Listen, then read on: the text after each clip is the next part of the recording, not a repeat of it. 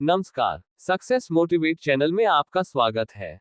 Amitabh Bachchan sir की struggle life, career और film industry के बारे में सुनो। अमिताभ बच्चन की जीवनी। अमिताभ बच्चन का जन्म अक्टूबर 11, 1942 को उत्तर प्रदेश के जिले इलाहाबाद में हिंदू परिवार में हुआ और इनके बचपन का नाम इनकलाब था, जो बाद में बदलकर अमिताभ रख दिया गया।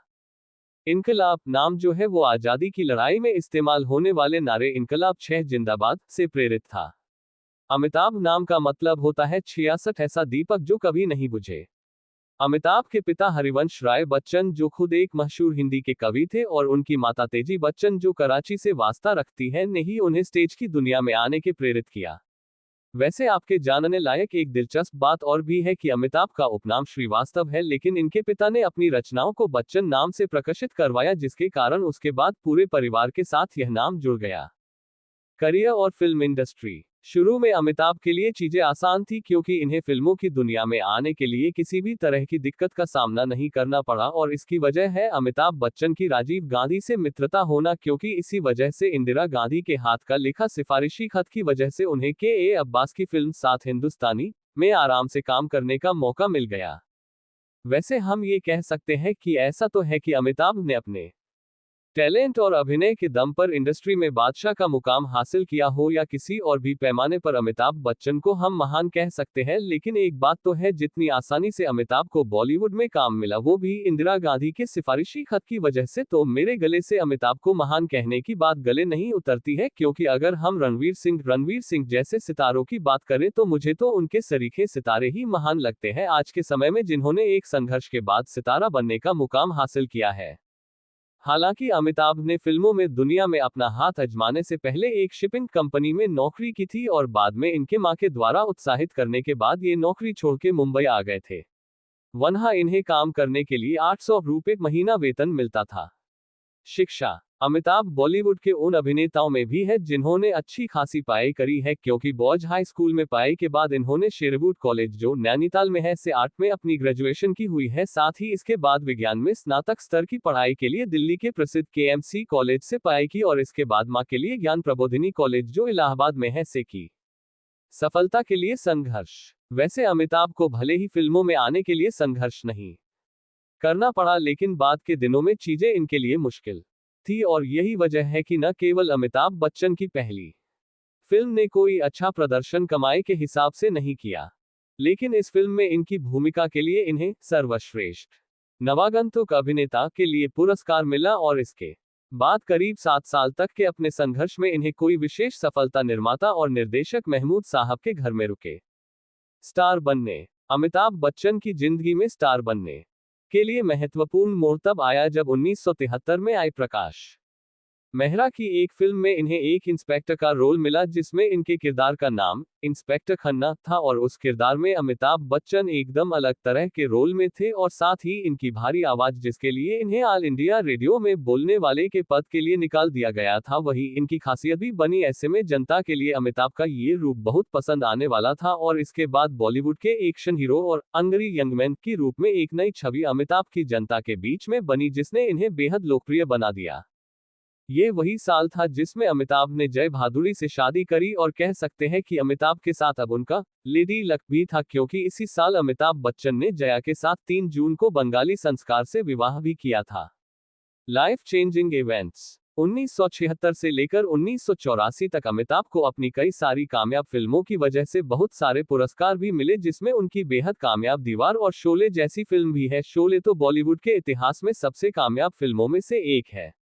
यही एक वजह है कि अमिताभ फिल्म इंडस्ट्री के सबसे कामयाब और पहचान वाले अभिनेता और सबसे अधिक फिल्म फेयर अवार्ड्स पाने वाले अभिनेताओं में से एक है। और साथ ही आपको बता कि अमिताभ ने अब तक 3 राष्ट्रीय फिल्म पुरस्कार और 12 सर्वश्रेष्ठ फिल्म अभिनेता के फिल्म फेयर पुरस्कार शामिल है, और एक तरह से यह रिकॉर्ड है।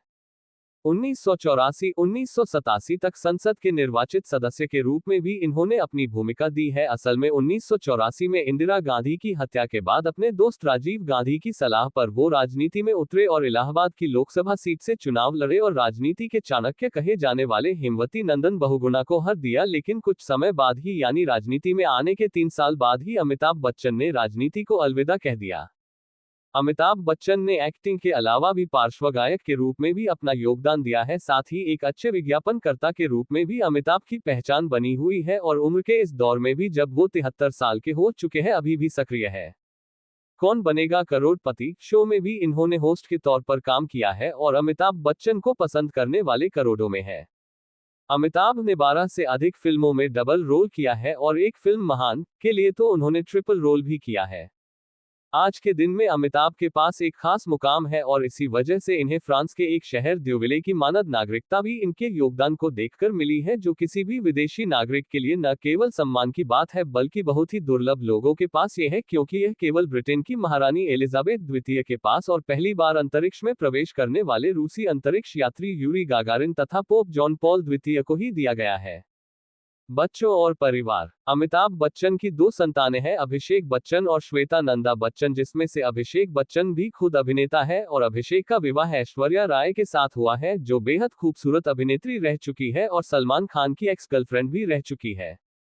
हालांकि एक्टिंग की दुनिया में अभिषेक का सिक्का जरूर नहीं चला, लेकिन अगर लड़की के मामले में बात करें तो करोड़ों दिलों को धड़कन रह चुकी ऐश्वर्या को अपने हमसफर के रूप में पाने वाले अभिषेक बच्चन बेइंतहा लकी है। लव लाइफ और अफेयर्स।